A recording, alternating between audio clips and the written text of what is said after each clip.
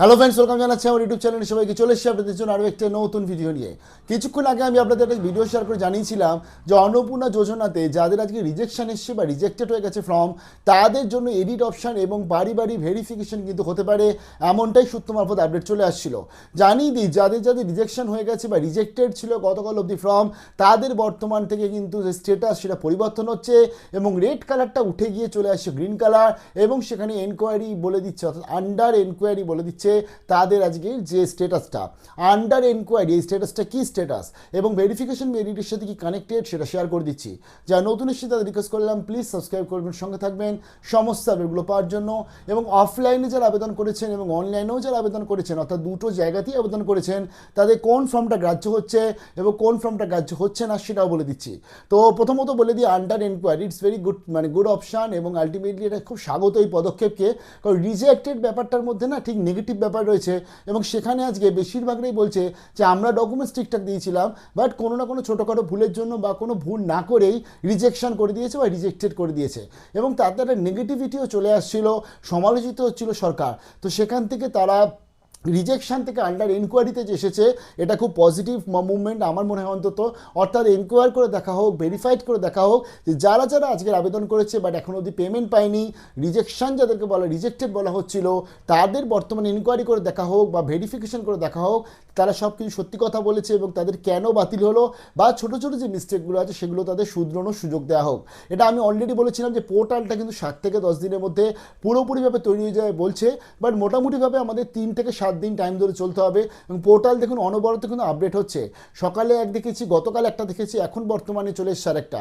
অর্থাৎ রিজেক্টেড থেকে বর্তমানে আন্ডার এনকোয়ারি চলে এসছে, এবং আন্ডার এনকোয়ারি করা মানে হচ্ছে সেই সমস্ত ব্যক্তি যারা বিশেষ করে অনলাইনে ফর্ম ফিল আপ করেছিল তাদের বাড়ি বাড়ি ভেরিফিকেশন হবে, তাদের এনকোয়ারি করে দেখা হবে যে সমস্ত ডিটেলস ঠিকঠাক দেওয়া হয়েছে কিনা। মেবি তারা ছোটোখাটো কোনো ভুলের জন্য তাদের এই টাকাটা আটকে গেছিলো। তো এটা খুব ভালো, তো ভালো পদক্ষেপ।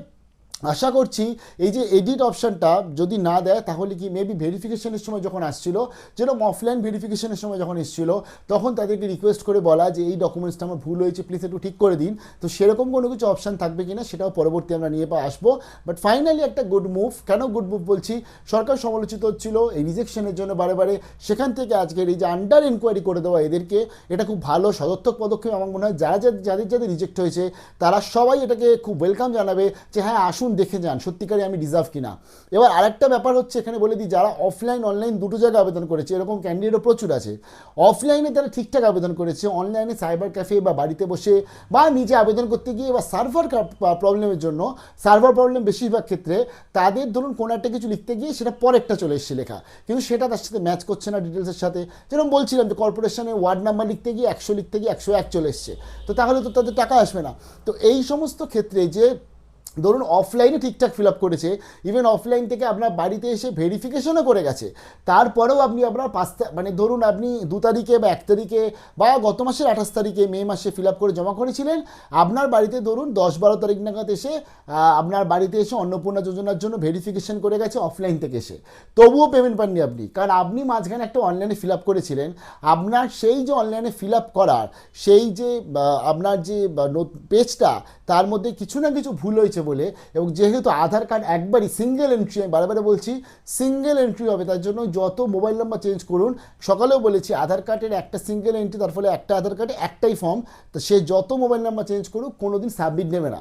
এবার সে অফলাইনটা ঠিকঠাক করেছে, কিন্তু অনলাইনে মেবি কোথাও না কোথাও ছোটোখাটো ভুলের জন্য তার ভেরিফিকেশন হওয়া সে অফলাইনের জিনিসটা পুরোপুরিভাবে কিন্তু অমিটেড হয়ে যাচ্ছে, কারণ সেখানে তার ওই অনলাইনের আবেদনটাই রয়ে গেল। তার ফলে যারা আজকে অফলাইনে ভেরিফিকেশন করলেও, আইসিডিএসটা ভেরিফিকেশন কমপ্লিট করলেও এন্ট্রি তারা করতে পারছে না। একদম খোদ যারা আজকের এই বিষয়ে কাজ করছে তাদের সাথে কথা বলে জেনে এলাম যে কারণ একজনের একটাই ফর্ম। এবার এক্ষেত্রে যারা যারা আজকে অফলাইনে আবেদন করে গত মাসে ফার্স্ট পেমেন্টটা পেয়ে গেছিলেন, মানে জুন মাসের 3 তারিখে, তারা অনেকেই আবার অনলাইনে আবেদন করেছে, তাদের আবার অনেকের ভুল এসছে, ইচ্ছা করে না সার্ভারভাবে ভুল এসছে, তাই তাদের আবার অনেকেই রিজেক্ট হয়ে গেছে, বোঝা গেল। তার ফলে তারা ফার্স্ট পেমেন্ট পেয়েছে, সেকেন্ড পেমেন্ট পাচ্ছে না। তো এই সমস্যাগুলো রয়েছে, এবং এই সমস্যাগুলো বর্তমানে সবই আন্ডার এনকোয়ারি চলে আসছে।